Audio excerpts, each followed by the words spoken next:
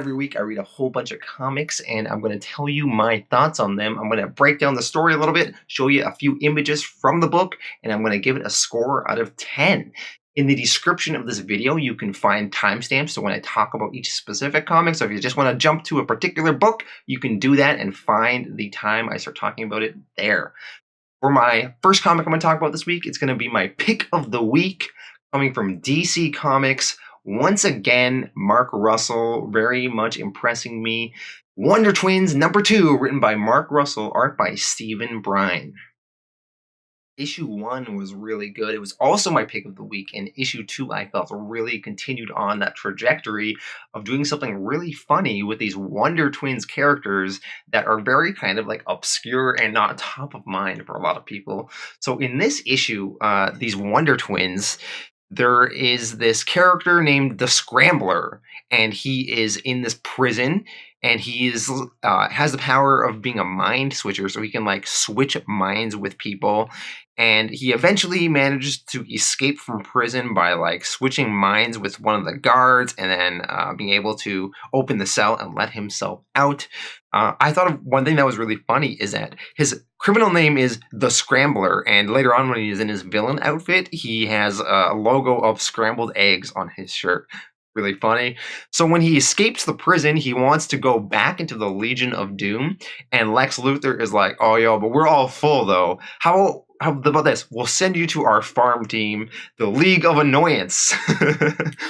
So this Scrambler, he goes to this League of Annoyance. Meanwhile, Jaina and Zan, they are taking on the traditional Earth custom of going on a high school field trip, and they are going to LexCorp prison. Apparently Lex Luthor is running a whole bunch of prisons. So when they visit this LexCorp prison, all the prisoners are doing telemarketing, which is pretty funny and amusing. And Jaina and Zan, they get connected with this guy, Beast Boy. So this Beast Boy, when they go to visit him, it's funny, he's like shooting a commercial, and Jaina's not very impressed, but Zan is like, "This is the coolest, I want to film a commercial." Then we are introduced to these League of Annoyance, and this Scrambler is meeting everybody, and we are introduced to this one character named Baron Nightblood, aka Druncula. And what's really funny about him, he's like a vampire, but he's trying to quit the biting of people.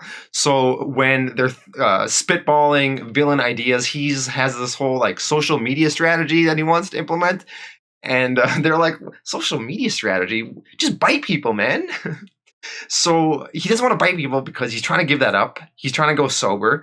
I guess the problem is he goes and bites people and sucks their blood. And if they've been drinking a whole bunch of alcohol, he gets drunk from that. So he's trying to quit this. Well, so we go back to Jane and Zan. One thing funny is that Zan, he orders a monkey, which is on one of the variant covers for this book. So, we're going to have a monkey in the mix now. Also, there's just like all these little jokes in the background. There's this steakhouse, and it's called Sirloin's Steakhouse. So like sir, like a knight, but then sirloin, you get it. So the Wonder Twins, they are on this mission to take down this Baron Nightblood, this Druncula. So Zan, he like turns into water and makes Druncula slip, and then Jaina turns into like an ape and she punches him. So they take him to the prison, but it's very like overcrowded. They take him to a LexCorp prison, and they take him in for the night. When Jaina and Zan come back the next day for like Druncula's hearing, the LexCorp prison didn't have enough room for him, so they put him in the drunk tank, and Druncula overnight drank like everyone's blood. And now he's drunk, and he's like, "What did you do to me? I never wanted any of this." So yeah, this was a really funny issue. I thought this was really good. I love this stuff with Druncula. I thought that was really funny. I like this ape character in the mix. I just love this issue. Now, a lot of people on the internet, a lot of people like Wonder Twins, but there's a small subset of people that really kind of don't like it. Issue 1, they had problems because they feel Mark Russell is too political. So I remember there was a couple people saying that, like, Mark Russell is promoting bestiality in issue 1, which is just ridiculous because of they had this scene with like the Thunderlust stuff going on. And then in this issue, they are talking about how he's talking about prisons in this comic and how they're overcrowded, which to me, I didn't even really get the political message at the time. I was just like, yeah, prisons are overcrowded, and I could see how that would be a problem in the DC universe when you have all these villains. But people really felt that like Mark Russell was pushing some sort of liberal agenda about prisons, and they hate this comic because of it. But I think that's ridiculous. This was funny stuff. This was good stuff, man. Anyway, despite all that, I'm giving this issue a 9.5 out of 10. I thought it was really funny, really good stuff. This is a fantastic book. Okay, let's go on to my next book. The Batman Who Laughs, The Grim Knight, #1, written by Scott Snyder and James Tynion IV, art by Eduardo Risso. So this book is tying into that whole Batman Who Laughs comic that Scott Snyder is doing, but we're learning more about the Grim Knight in this book, and we're getting like an origin story for him. So it's pretty interesting. So when this book sort of opens up, it's like a pretty good Elseworld story, right? So this Grim Knight, we see him when he is a young Bruce Wayne and his parents get killed, and Joe Chill is in that alley, but Joe Chill kind of like drops the gun that he used, and little Bruce Wayne picks up the gun and he shoots and kills Joe Chill. And then from there, Batman sort of always became like a killer. So we see this origin story sort of mirror the regular Batman's origin story, but with the twist of Batman being a killer and Batman using guns and how things are different. So I thought that was pretty interesting stuff.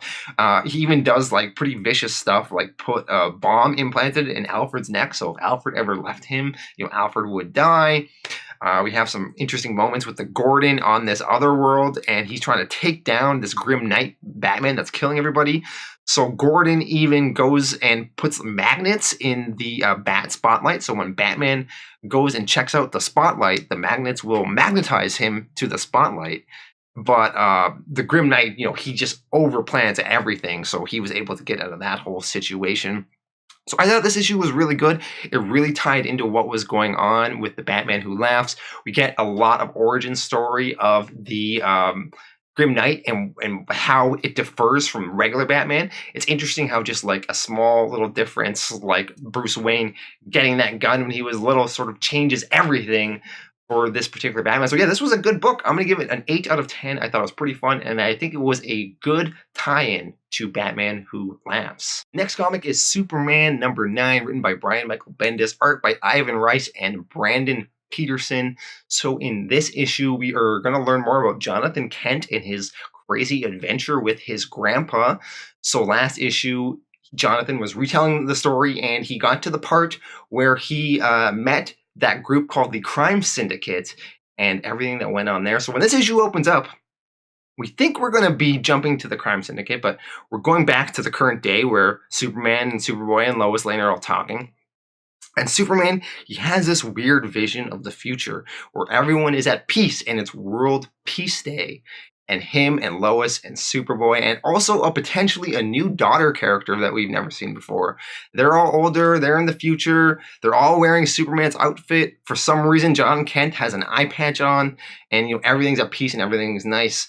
So it's weird that Superman is sort of having this weird vision of the future. But eventually he wakes up, talking to John, and John continues to tell his story of his adventures with the Crime Syndicate.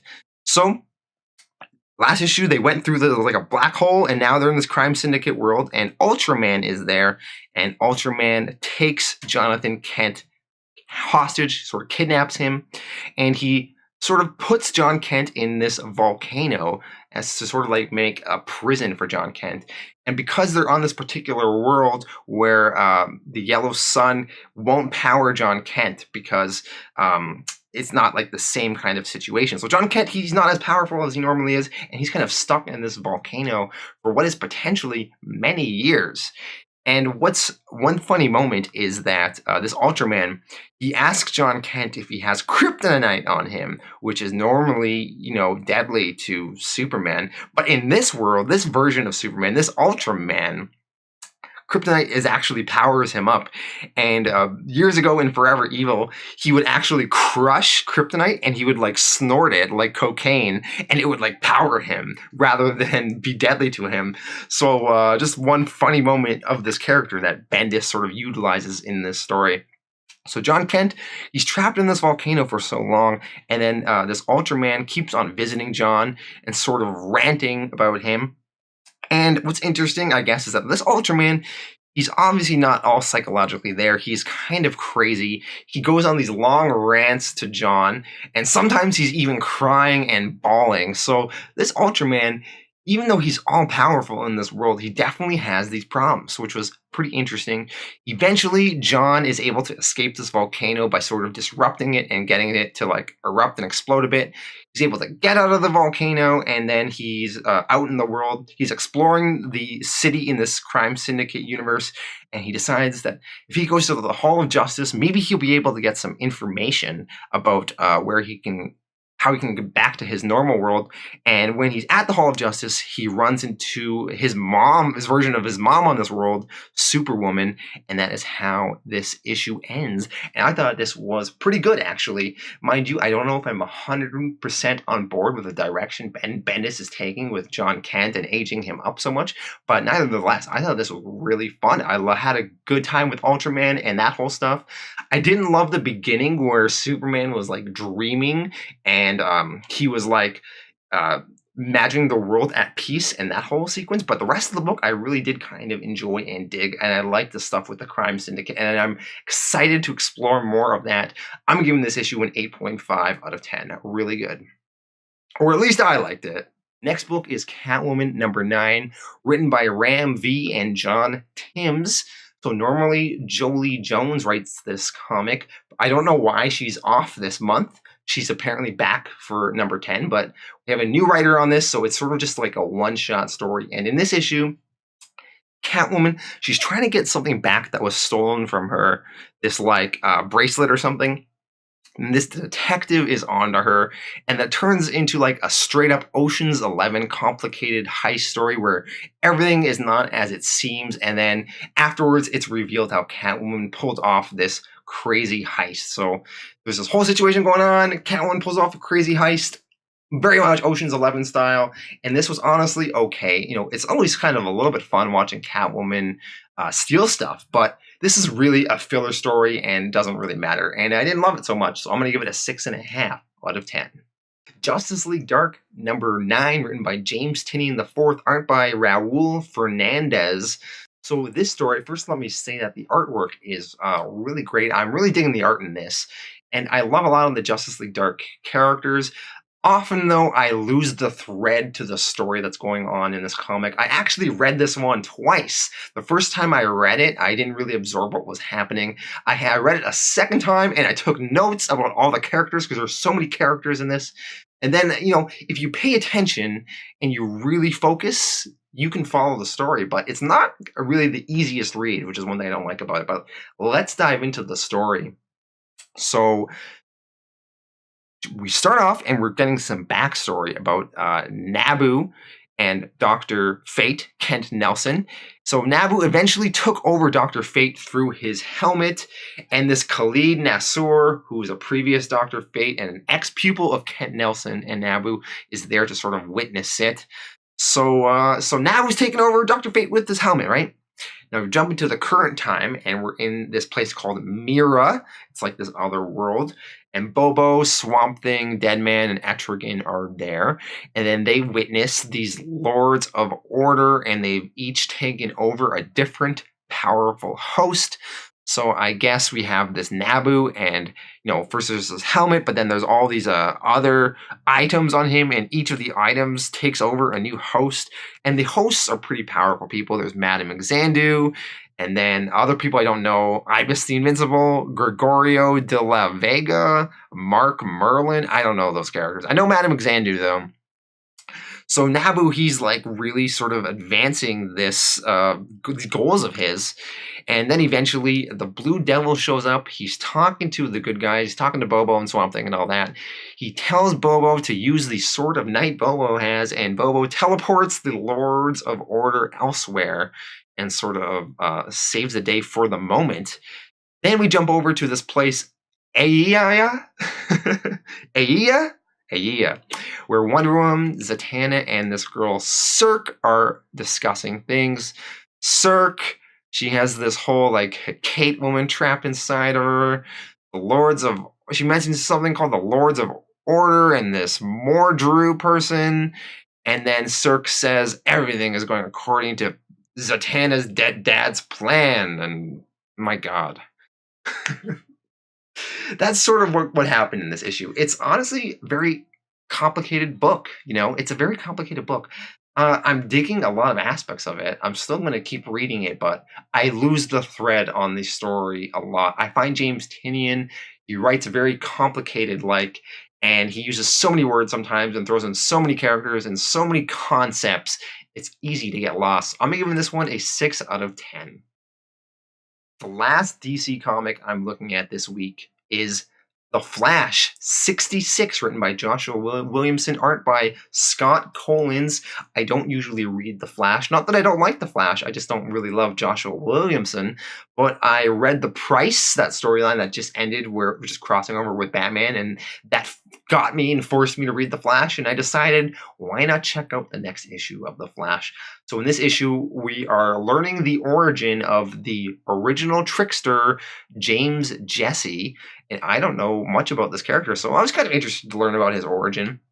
Apparently, he was a circus performer, part of like a circus performing family, and they were called the Flying Jessies, a ripoff of the Flying Graysons. And in this sort of flashback of his origin when he was a little kid, his parents are at the circus and they are forcing Jesse to walk this tightrope. And it seems like Jesse doesn't know what he's doing and he might fall to his death. And everybody in the crowd is like, these awful parents are forcing this kid to walk the tightrope. And then when Jesse gets up there, he looks so reluctant, but then he's really at home on the tightrope, and he is really good at jumping the tightrope. And the crowd loves it in the end. And he tricked them. He's the trickster, and he tricked everybody because they thought he couldn't do it, but he's actually really pro at it. And while he was doing these tricks on the tightrope, his parents had like a whole bunch of goons sort of secretly pickpocketing everybody in the audience, and they got a whole bunch of money that way. So we're learning a little bit about his origin that way, and then eventually in the current day, as when he's this trickster, he gets arrested and he's sent to Iron Heights prison. And he's trying to escape from there, and he's failing. He's tried for, I guess, many years to escape, but he's never been able to do it. And then eventually he finally does escape by, I guess, faking his death or something. I didn't really get how he was able to finally get out of this prison. But yeah, this was an okay issue. I don't know. I like learning a little bit about the trickster. I didn't follow how he really got out of the prison. I guess he faked his death. But, I mean, the Trickster's kind of a fun character, so I'm kind of interested to see more of him, and I guess he's going to be the main sort of plot thread for the next story arc. So, yeah, it was okay. This issue was okay. I'm going to give it a 7 out of 10. Jumping over to Marvel now, I'm looking at The Magnificent Miss Marvel, #1, written by Saladin Ahmed, art by Minkyu Jung. So, Miss Marvel is an interesting character, this Kamala Khan character. She's, a minority group that we don't usually see represented in superhero comics, so that's sort of what makes her interesting. She's been around for a few years, but I have not read many comics about her, so I'm interested to see this new #1. So when we jump into the story, it starts off and we are on this other world in the far future, and this alien dad is telling this story to his alien daughter of Miss Marvel, and then we jump to Earth and we see Miss Marvel, and she's fighting this guy named Deathbringer, and she easily sort of takes him down. And then Kamala goes for like a juice with her friend Nakia, where she info dumps some backstory about herself. And then Miss Marvel goes to see her parents, because apparently her mom knows her secret identity, but her dad doesn't know. but he just found out because the mom told her, and it sort of leads to a fight. You know, the dad saying, you shouldn't be doing this, and Kamala saying she's going to continue doing it. And eventually, Miss Marvel goes back out there into the world, and there's all of a sudden this monster Wolfman character and this Birdman character, and they pop out of the sky, and Miss Marvel has to fight them, and then eventually they turn into like this goo or something. Then Miss Marvel goes back to her parents' house, and then her parents are also turning into goo. Overall, I thought this issue was okay. I didn't love the threat that was in this issue. It didn't pull me in too much, but I think it was perfectly acceptable. It was, it was an okay #1. If you like Miss Marvel, you might be intrigued by it. You might keep reading it. I might check out issue 2. Yeah, this was decent. I'm gonna give it a 7 out of 10. Next comic I'm looking at is Age of Conan, BÊLIT #1. So it's in the Conan world, but Conan is actually not in this story. This one is written by Teenie Howard and art by Kate Niemczyk. So this BêLIT person, I'm not too familiar with, but I guess she is sort of like this pirate princess character. So in this issue, we are introduced to this girl BêLIT, and we see her dad, and her dad, I guess, used to be some sort of like pirate king person. And her dad sort of gets in a confrontation with his old pirate crew and these other criminals, and they sort of kidnap her dad, and eventually the dad gets killed and dies. And this BêLIT, she gets pissed, so she goes to attack this pirate crew, but she eventually gets knocked out and kidnapped and stored on this slave ship by these pirates. Later on, another group attacks these slave ships and frees the slaves, and they find this BêLIT girl in the slave ship, and now she's sort of joined this new crew. And then eventually the ship gets attacked by monsters, and that is how this issue ends. I thought this was only okay. It didn't really intrigue me that much. I don't care too much about this character per se. I do like anything to do with pirates, though, so that was good. But there's just so many Conan books that were out right now. I don't know if I need another one that's sort of just like a spin-off of Conan where Conan's not even in it. So I'm kind of mixed on this issue. It didn't really impress me too much, but I'm going to give it a 6.5 out of 10. Next comic is Age of X-Men, Apocalypse and the X-TRACTS, #1, written by Tim Seeley and art by Salvador Espin. So this is tying into the Age of X-Men. This is one of their several tie-in books that they have. This one is about Apocalypse, and he's sort of like a hippie or something, and he's trying to bring this message of love and togetherness to all of mutant kind in this utopia world. He's got a team of people working for him, including Evan, his son, Dazzler, Eye-Boy, Kitty Pryde, and this other one, X-Men, called Unveil. So he's trying to spread this mission of love to all of the mutants in this Age of X-Men utopia. And apparently X-Men has gotten rid of love and affection in this world. So any sort of representation of love or affection is sort of looked down upon in this world. So yeah, this issue was not the best. I was kind of bored by it. I don't really want to read about Apocalypse being a hippie trying to spread love. Oh, it's funny, but like that's not Apocalypse. And this book doesn't really feel that necessary. I'm going to give it a 5.5 out of 10, although it does kind of tie into this X-Men world, and it does tie into the next book I'm reviewing called Age of X-Men, the Marvelous X-Men #2, written by Zach Thompson, art by Alani Nadler. So this is sort of the main Age of X-Men book, I guess.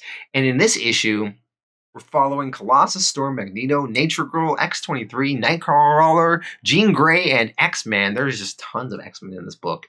And we start off this issue where Apocalypse, who we were introduced in that previous comic I talked about, and Apocalypse, he is giving this rally of love, and he is sort of trying to spread his word, and he kisses his son Evan on the head, and everyone in the crowd is disgusted by this because these signs of love and affection are looked down upon in this mutant utopia world.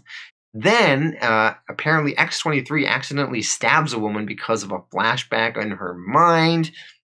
So the which is just kind of weird. So I guess the problem is the mutants are sort of having flashbacks to their old lives before this mutant utopia world. So then the team of these marvelous X-Men, they're deciding what to do about Apocalypse and his message of love. But they feel like they really can't do anything at the moment because Apocalypse hasn't really done anything that wrong yet. So they just decide to monitor that situation.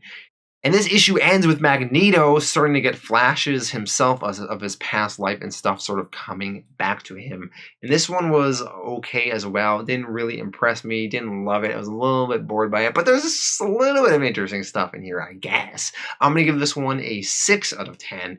But I'm starting to feel that most of these X-Men tie-in books are not the best. Next comic I'm looking at is Old Man Quill, number 3, written by Ethan Sachs, art by Robert Gill. So this is in that Old Man universe that we first saw in Old Man Logan, except this one is about Peter Quill. Last issue, his family got wiped out in his home planet by this like religious cult organization, and then he teamed up with his old Guardians of the Galaxy crew, and then they crash landed on this planet. So this issue, they're on this planet, and it's sort of like a wasteland. And they're in this bar in this wasteland, and they get into a fight. And we got a fun little bar fight scene in this comic. And then this one person who's in this gang they got in a fight with, she escapes the bar, and she's part of this group called the Ghost Riders, and they're like a gang. And then eventually the gang of these Ghost Riders come back and they start attacking the Guardians. And the Guardians eventually they get kidnapped and they get brought to like this gladiator pit where apparently Taskmaster is in charge. Because I guess Taskmaster has been sort of given reign over this area by Doctor Doom. So Taskmaster is in charge, and the Guardians are thrown into the gladiator pits where they're going to have to fight. So this issue ends where they're going to have to fight this dragon named Fin Fam Foom. So overall, I thought this issue was okay. It didn't blow me away, but I didn't think it was bad. Like, there was some fun stuff here. I liked the bar fight. I liked that they are now going to be fighting in a gladiator pit against this dragon. So yeah, there's some okay moments in here. I'm going to give this one a 7 out of 10. All right, next comic I'm looking at is The Punisher number 9, written by Matthew Rosenberg, art by Simon Kudransky. This was my favorite Marvel book this week. So in this one, for the last few issues, Frank Castle, the Punisher, has been in this prison in this country called Bagalia, which is run by Hydra, and Hydra is run by Baron Zemo. And we also have Jigsaw teaming up with Baron Zemo in this. So what's interesting is that Zemo, he's had this plan where he's had this fake Punisher killing a whole bunch of dissidents in this country, Bagalia, and he's been using that to sort of consolidate power, and then he's going to, this issue, execute a fake Punisher on TV for sort of propaganda reasons. Meanwhile, the actual Punisher is in this prison, and Zemo has this plan of keeping Frank alive in hopes that one day he can brainwash Frank Castle and sort of turn him into like his own agent, his own sort of like hitman, which honestly, just seems like a kind of bullshit excuse to keep Punisher alive when would make a lot of sense for Baron Zemo to just finally kill the Punisher when he has the opportunity to. But nevertheless, so Frank Castle, he's broke out of prison last issue, and he's sort of making his escape now, but he decides that he is going to fight a whole bunch of Hydra people, and also Taskmaster is here, and he was sort of put in this position by Baron Zemo to keep the Punisher under control, keep the Punisher in this prison. So Taskmaster, he's feeling that he's kind of failed because Frank has escaped. So Taskmaster and Punisher, they mix it up and they start fighting. Now, Frank sort of is losing to Taskmaster a bit, probably because he's not 100% right now. Taskmaster has this sword. He's going to kill Punisher. Punisher grabs this pipe. And then we have a pipe versus sword battle between the two of them. And it is pretty epic. I love the showdown between the two of them in this issue.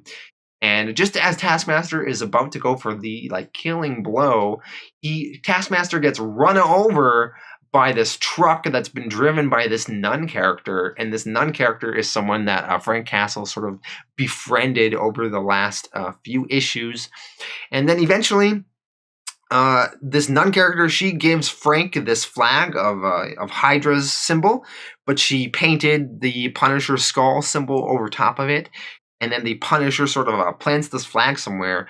And the local media for the Begalia media, they capture this flag and it goes on TV. And then when Zemo and Jigsaw see this on TV, they are immensely pissed. And it's sort of like a message that the Punisher is coming for them. And then the last page of this comic is Punisher in a tank with the Punisher logo on it. And he is, what we assume, driving to Baron Zemo. So this was a really fun issue. Lots of action. I love the Punisher versus Taskmaster stuff going on. The artwork was interesting. I think it kind of works for the story. I thought this was really good, really fun. I'm going to give this one an 8.5 out of 10. Next comic I'm looking at is The Amazing Spider-Man number 17, written by Nick Spencer, art by Humberto Ramos. So this is the official part 1 of the Hunted storyline, although we had sort of a prelude issue, and then we had that 16.hu issue, which was actually not bad. So in this issue, we have Black Cat and Billy Connors, who is the Lizard's kid, and they've been kidnapped by Kraven the Hunter, and he's using them as bait for Spider-Man. Spider-Man, he is fighting Kraven's kid, so Kraven has this clone kid, which we learned last issue, and Spider-Man and this Kraven Jr. are fighting, and there's this gas, and it's sort of disorienting Spider-Man a bit. So they're fighting for a bit. Spider-Man seems to be holding his own, but then eventually he hears MJ's voice, and maybe MJ was kidnapped. We're not 100% sure on this, but definitely seems like something is up with MJ, and that sort of distracts Peter enough that Kraven Jr. sort of knocks Spider-Man out. And when Spider-Man wakes up, he's under this big dome, and there's all of these Spider-Man animal-based villains. And because Kraven the Hunter has, he has some sort of plan with these animal-based villains, and they're all in this same area, and then eventually they all get attacked by a whole bunch of robot Kravens. This is a kind of crazy issue, but I thought it was really fun.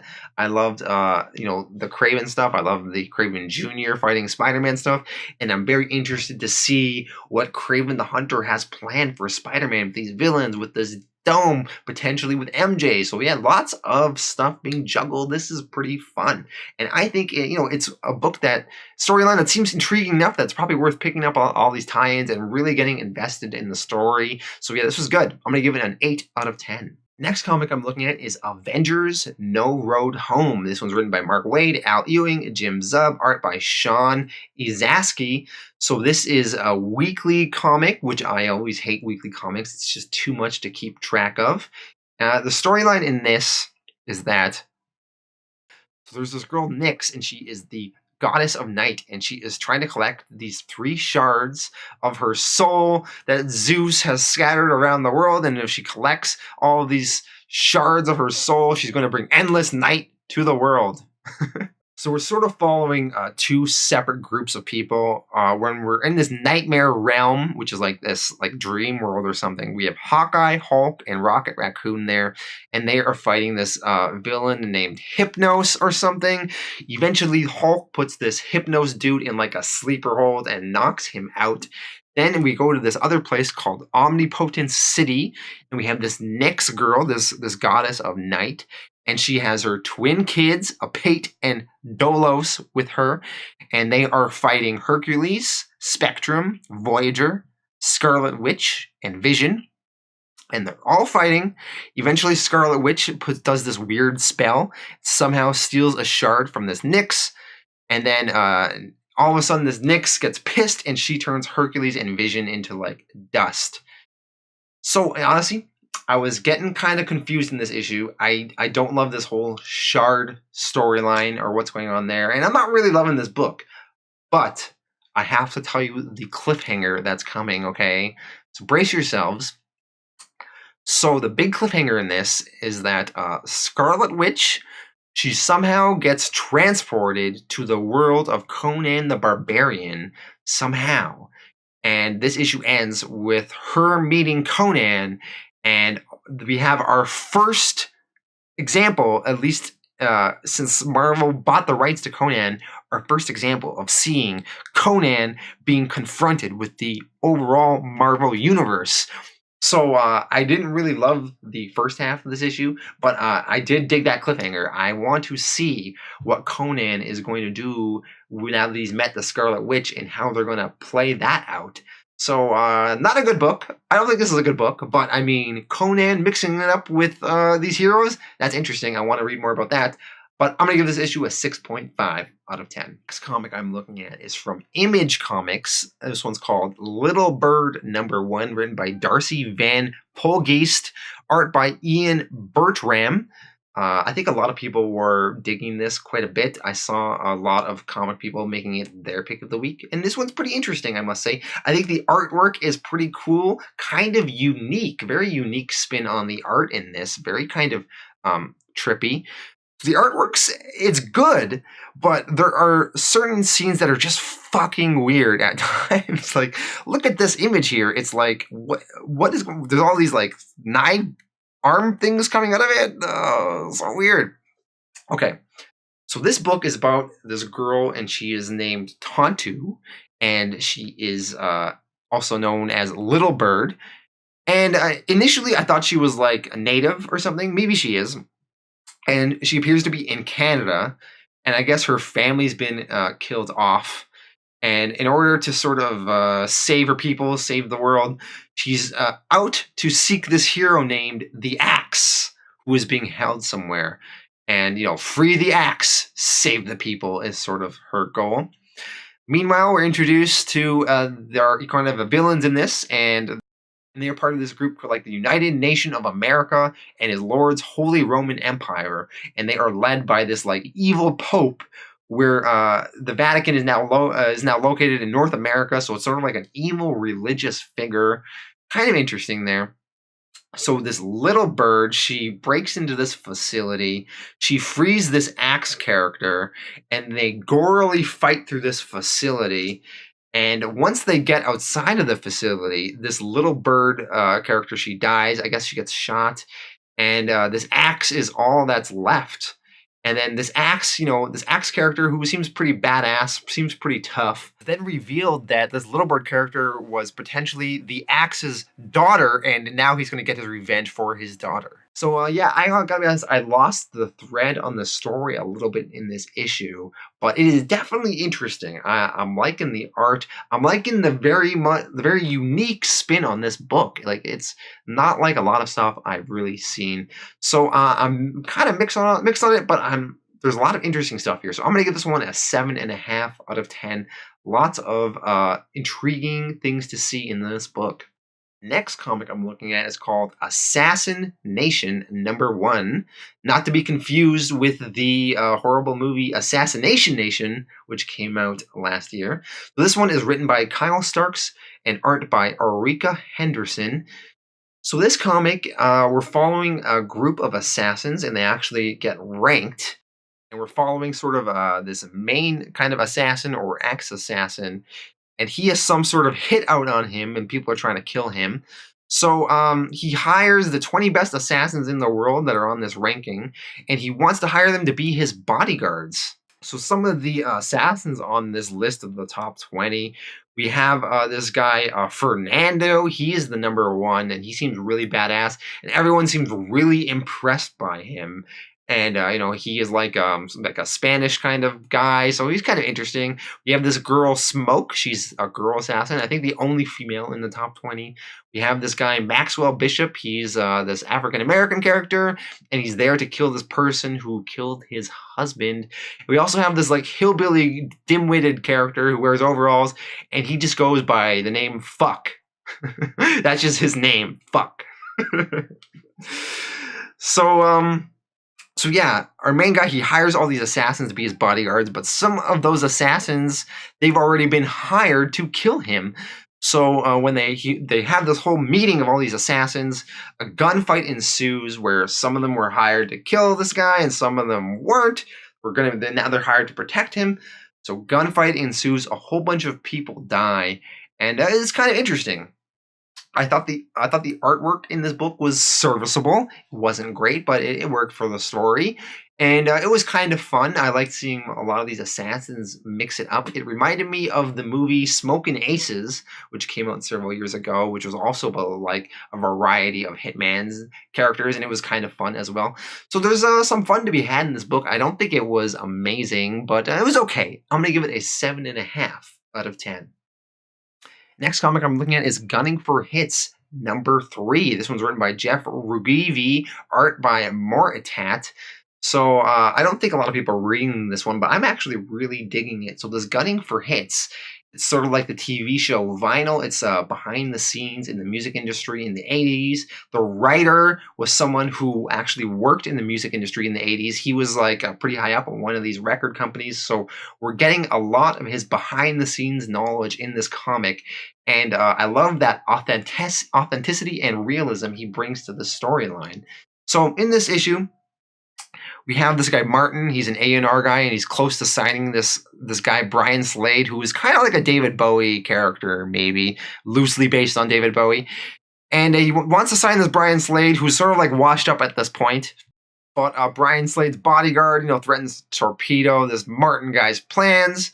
Meanwhile, we have this band, Stunted Growth, who we've been introduced to the last few issues. They're sort of like this new and up-and-coming rock band, and they want to record their new debut album, but then this Brian Slade, David Bowie-type character gets in the mix, but he has some sort of evil intentions. And yeah, I thought this was pretty good. I thought the artwork is okay, but I really love that behind the scenes stuff, and I feel like I'm really kind of learning something about the record industry and how it works. And the writer is really definitely passionate about this topic. And at the end of the book, he has like a 3 or 4 page just essay page just about the music industry and about the trajectory of all these bands, how when they start out in the record industry, in the music industry, they love it. When they're playing these shitty clubs, they're having a lot of fun, they're with their friends, but then as they get bigger and as they get more successful and they have to tour more, they start sort of resenting some of their band members and all the work involved and how bored they are at times. And he really kind of explains how a band goes from this fun-loving group of people when they first start to why a lot of bands hate each other after a few years.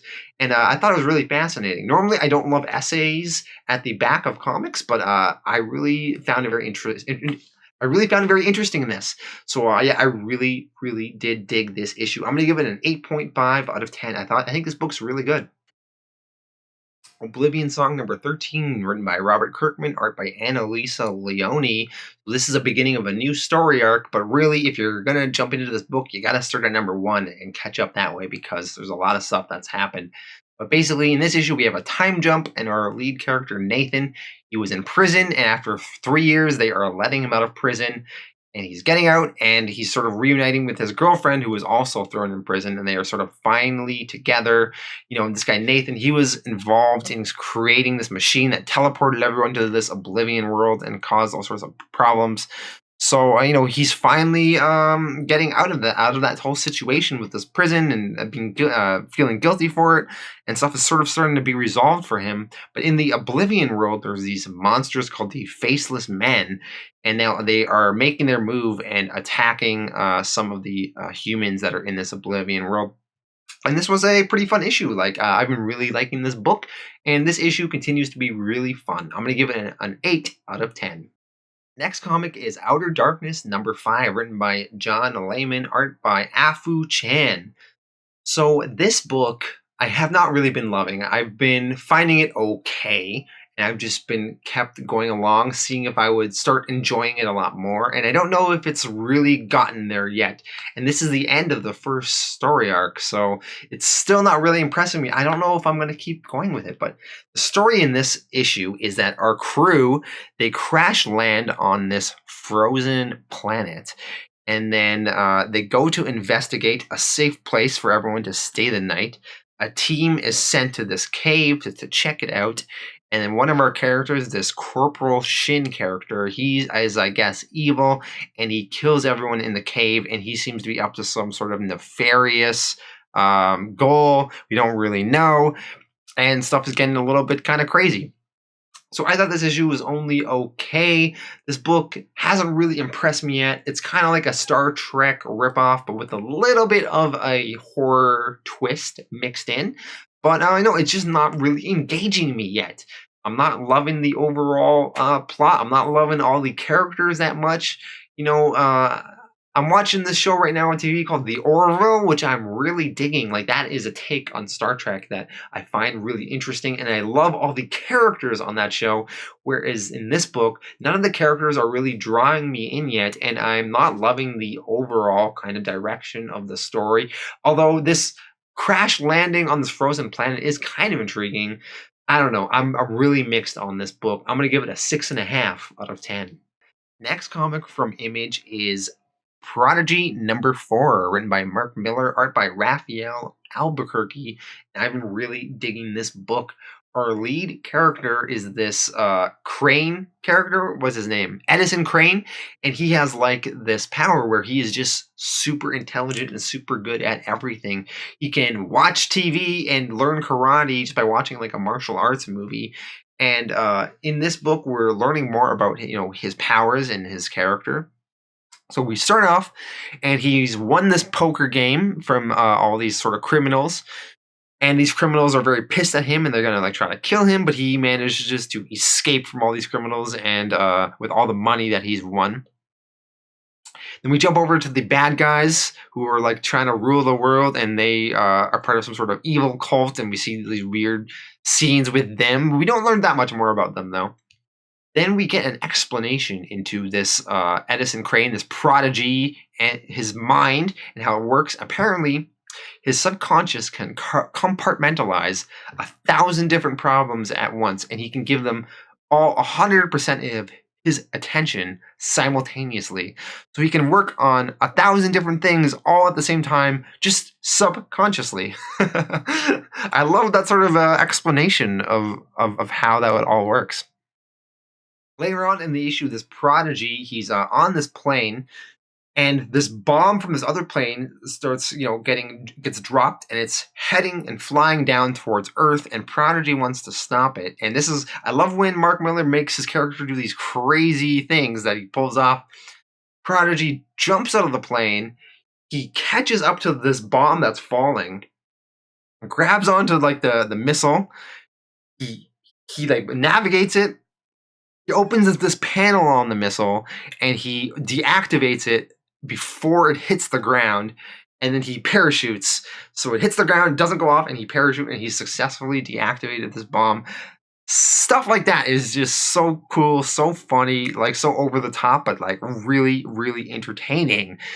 Then when this prodigy gets on the ground, there's all these like terrorist characters there. And Prodigy, he's talking to his people that are like on his headset, and he's like, "Get ready to pick me up in 90 seconds. I gotta fight through all these 100 guys, and then you guys gotta come get me." And that's sort of how this issue ends. Going into this issue, I kind of lost track of what was happening in the story and why they were in this poker game to begin with, and what they were trying to do. But despite not remembering, what happened in issue 3. I still really loved issue 4 because it was just so much ridiculous fun in this book. This book is so fun. I'm going to give this one an 8 out of 10. Really good time. Really digging this series. Excited for issue 5 and 6 maybe. I forgot how many issues we're going to have in this comic. But yeah, this is really good stuff. Last comic I'm looking at this week, and this is one I was actually really excited to check out, is Transformers #1, written by Brian Ruckley, art by Angel Hernandez. So this is a bold new era for the Transformers. So IDW has had the Transformers license for many, many years, and they've actually had the same continuity for the last 13 years. So from 2005 to 2018, they were doing these Transformers comics, and there was a big overarching story. And now they are rebooting the entire universe with a new #1. Now, I never read the old IDW Transformers stuff because it was too intimidating. I didn't want to read all that stuff. I didn't want to just jump in, but because this is a brand new #1, I was excited to get in on the ground floor and see what they do with it. So in this issue, we have this character called Rubble, and he's like a new Transformer, and he's like a young Transformer, and we're sort of seeing the world through his young eyes. And he is teamed up with Bumblebee and this other character, Windblade, and they seem to be sort of scouts, part of this sort of security operation on Cybertron. And they're scouting and they're looking around, and this Rubble, he's very enthused with this whole world. He's very bright-eyed and excited about everything. Meanwhile, Megatron, he is leading this sort of political group called the Ascenticons. And, they are sort of causing some sort of political upheaval. Meanwhile, Optimus Prime, he is going by the name Orion Pax. And I guess he's a senator, and Megatron is also a senator. So this is sort of really, really at the very beginning when the planet of Cybertron was really at peace, and we're sort of starting to see the upheavals of what caused the civil war between the two groups of the Transformers. So Optimus Prime and Megatron, they're discussing. I guess they're both senators in various political groups, and they're having some sort of argument. It's kind of ambiguous exactly what they're arguing about specifically. I guess Optimus Prime wants Megatron to sort of cool it with some of these political rallies that they're holding. But yeah, I guess it was kind of intriguing there. This issue ends with we jump back over to this Rubble and Bumblebee and Windblade, and they meet this other Transformer called Brainstorm, and he seems to be a little bit injured. So I thought this was okay. The artwork was okay. I wasn't as pulled into the story as I wanted to be. I didn't think it was super new reader friendly. I didn't know a lot of these characters or how the world of Transformers was set up. I feel like this maybe is targeting more so people that have read a lot of Transformers in the past. I'm just someone that's watched the movies coming into this, and I didn't feel it was as welcoming as I would have liked it to be. But, I'm kind of intrigued to see what set off the civil war between the two groups, and I'm kind of, intrigued to get in on the ground floor of this brand new #1. So while I'm mixed on this issue, I'm going to give it a 6.5 out of 10. I'm still very intrigued to see where they go from here. All right, that is all the comics I read this week. Let me know your thoughts on some of your favorite books this week or books you hated. Let me know your thoughts on my opinions, whether you agree or disagree with them. Like this video, that helps me out, and subscribe if you have not subscribed already. Also, check out some of these other videos.